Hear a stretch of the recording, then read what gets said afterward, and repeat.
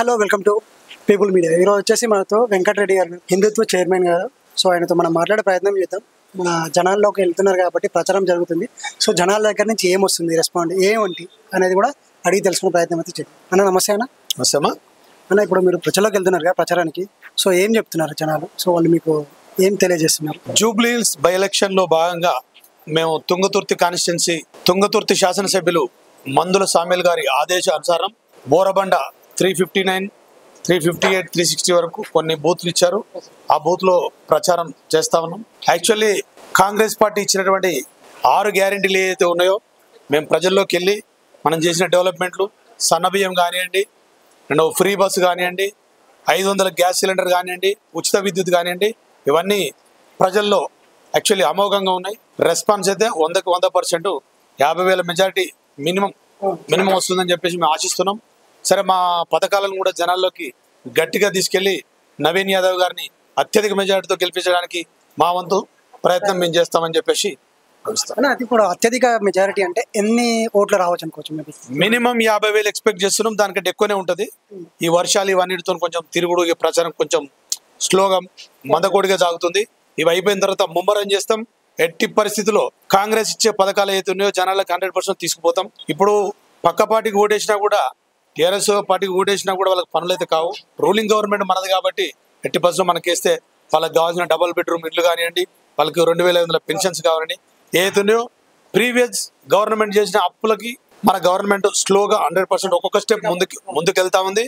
100% ఇచ్చినటువంటి ఏదైతే గ్యారెంటీలు ఉన్నాయో అవన్నిటిని 100% మన సీఎం రేవంత్ రెడ్డి గారు అమలు చేస్తారని మాకు నమ్మకం ఉంది.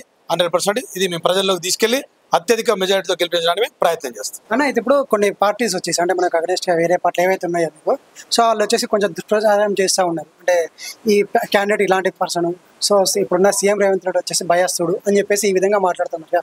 ఇవన్నీ ఇప్పుడు ఏమైనా ఎలక్షన్ మీద ఏమైనా ప్రభావం చూపించవచ్చు అనుకోవచ్చు ఇలాంటి మాటలు? నవీన్ యాదవ్ గారి మీద ఏదైతే రౌడీ షీటర్ అది అనేది చెప్తున్నారో, ఇంతకు ముందు మీ పార్టీలో జాయిన్ చేసి అప్పుడు తెలియదా? అప్పుడు కాదా? ఆయన కాదు. జనరల్ గా యాక్చువల్లీ ఆయన సాదా సీదా మనిషి. జనాల్లో ఏదైతే ఉందో ఆదరణ చూసి ఓర్చుకోలేక వాళ్ళు మాట్లాడే మాటలే తప్పితే ఇవన్నీ ఏం పనిచేయవు.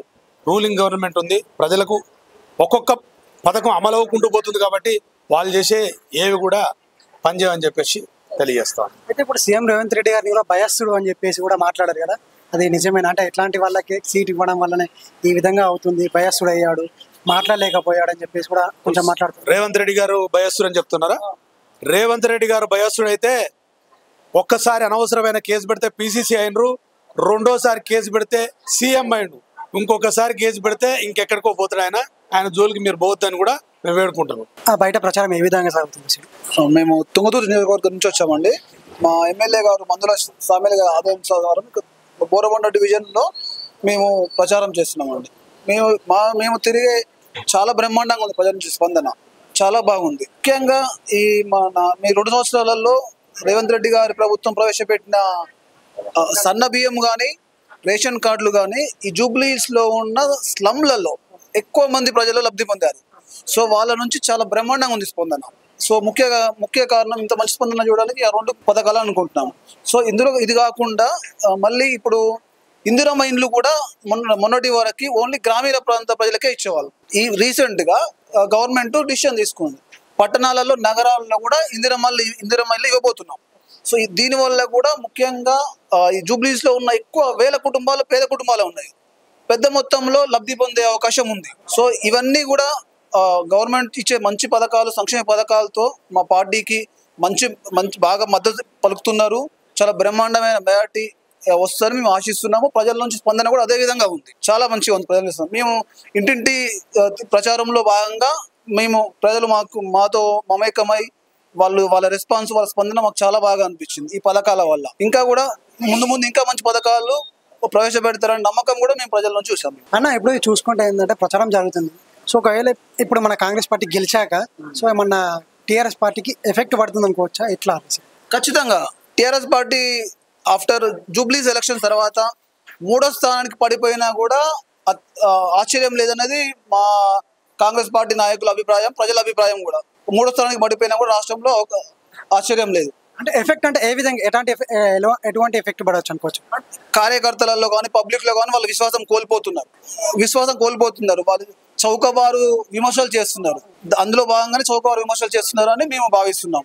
వాళ్ళ ఓటమి భయము, మా పార్టీ పని అయిపోతుంది అనే ఉద్దేశంలోనే వాళ్ళు ఇట్లా చౌకబారు, రౌడీ అని, సీఎం అది కాదు ఇది కాదని.